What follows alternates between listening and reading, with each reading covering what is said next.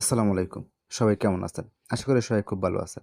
তো আমাদের মেসেঞ্জারে একটা সমস্যা অনেকের হয়ে থাকে। যে সমস্যাটি হচ্ছে যখনই আমরা মেসেঞ্জারে প্রবেশ করতে যাই তখন দেখা যায় যে মেসেঞ্জার থেকে আমাদের বারবার বের করে দেয়। আমরা মেসেঞ্জারের ভিতরে প্রবেশ করতে পারি না। তো এই সমস্যাটি অনেকের হয়ে থাকে। তো যাদের এই সমস্যাটি হয়ে থাকে তারা কিভাবে এই সমস্যাটির সমাধান করবেন? তো আজকের ভিডিওতে আমি আপনাদেরকে সেই প্রচেষ্টাই দেখাবো। আবার অনেক সময় দেখা যায় যে আপনারা যখন WhatsApp এ প্রবেশ করতে যান তখন দেখা যায় যে WhatsApp থেকে আপনাদের বারবার বের করে দেয়। তো হোয়াটসঅ্যাপের এই সমস্যাটি কীভাবে সমাধান করবেন? এর আগের একটা ভিডিওতে আমি আপনাদেরকে সেই প্রসেসটা দেখিয়েছিলাম। তো আপনারা চাইলে সেই ভিডিওটা দেখে আপনাদের হোয়াটসঅ্যাপে এই সমস্যাটি সমাধান করে নিতে পারেন। তো ভিডিওটা শুরু করার আগে আপনাদের কাছে আরও একটা অনুরোধ থাকবে, যদি আপনারা আমার এই চ্যানেলে নতুন হয়ে থাকেন তাহলে অবশ্যই চ্যানেলটিকে সাবস্ক্রাইব করে দিবেন।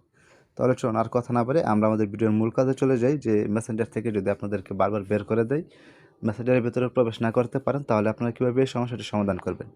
তো এই সমস্যাটি সমাধান করার জন্য আপনারা চলে যাবেন আপনাদের ফোনের যে সেটিংস অপশনটা রয়েছে, তো সেই সেটিংস অ্যাপসে ক্লিক করে দিবেন।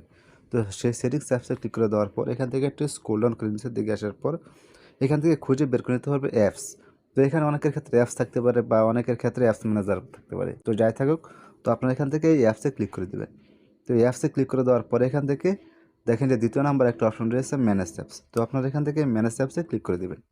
তো ম্যানেজ অ্যাপসে ক্লিক করে দেওয়ার পরে এখান থেকে আপনাদের যতগুলা অ্যাপস রয়েছে আপনাদের ফোনে সবগুলো অ্যাপসে কিন্তু এখানে আপনাদের চলে আসবে। তো এখান থেকে যদি আপনাদের অ্যাপসটা খুঁজে পেতে সমস্যা হয় তাহলে কিন্তু আরও একটা সহজ মাধ্যম রয়েছে।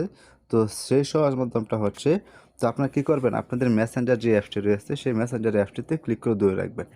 মেসেঞ্জার অ্যাপসটিতে ক্লিক করে ধরে রাখার পরে এখানে উপরে দুইটা স্যাম্পল চলে আসবে, একটা হচ্ছে আই স্যাম্পল আর একটা হচ্ছে রিমুভ স্যাম্পল। তো আপনারা এখান থেকে এই আই স্যাম্পলে ক্লিক করে দেবেন। তো অনেকের ক্ষেত্রে এখান থেকে অ্যাপস ইনফো থাকতে পারে। তো যাই থাকুক, তো আপনারা এখান থেকে অ্যাপস ইনফো বা এই আই স্যাম্পলে ক্লিক করে দিবেন।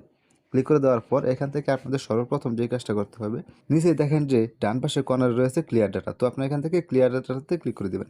ক্লিয়ার ডাটাতে ক্লিক করে দেওয়ার পর এখান থেকে প্রথমে ক্লিয়ার কেস করে নেবেন। তো এখান থেকে আমি ক্লিয়ার ক্লেস করে নিলাম। ক্লিয়ার ক্লেস করে দেওয়ার পর এখন আপনারা আবারও এই ক্লিয়ার অল ডাটাতে ক্লিক করে দিবেন। ক্লিয়ার অল ডাটাতে ক্লিক করে দেওয়ার পর এখান থেকে আপনাদের যে সমস্যাটি হবে, যখনই আপনারা এখান থেকে এই ক্লিয়ার ডাটাটা করবেন মেসেঞ্জারটা, তখন আপনাদের মেসেঞ্জারে যেসব ফেসবুক আইডিগুলো লগ ইন থাকবে সম্ভবত সেসব লগ ইন করা আইডিগুলো চলে যাবে। তো আপনাদের আবারও নতুন করে সেসব আইডিগুলোকে লগ ইন করে নিতে হবে।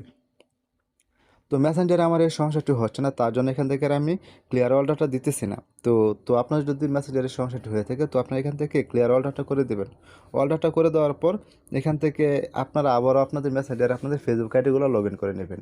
তো এই সেটিংসটা করার আগে আপনারা আরও একটা সেটিংস করে নেবেন। তো আপনাদের গুগল প্লে স্টোরে গিয়ে আপনারা দেখে নেবেন যে আপনাদের মেসেঞ্জার অ্যাপসটিকে আপডেট আছে কিনা। যদি আপডেট না থাকে তো আপনারা এখান থেকে গুগল প্লে স্টোর থেকে মেসেঞ্জারটা আপডেট নিয়ে নেবেন। তো এই ছোট্ট একটা সেটিংসের মাধ্যমে কিন্তু আপনারা আপনাদের মেসেঞ্জারের সমস্যাটি সমাধান করতে পারবেন।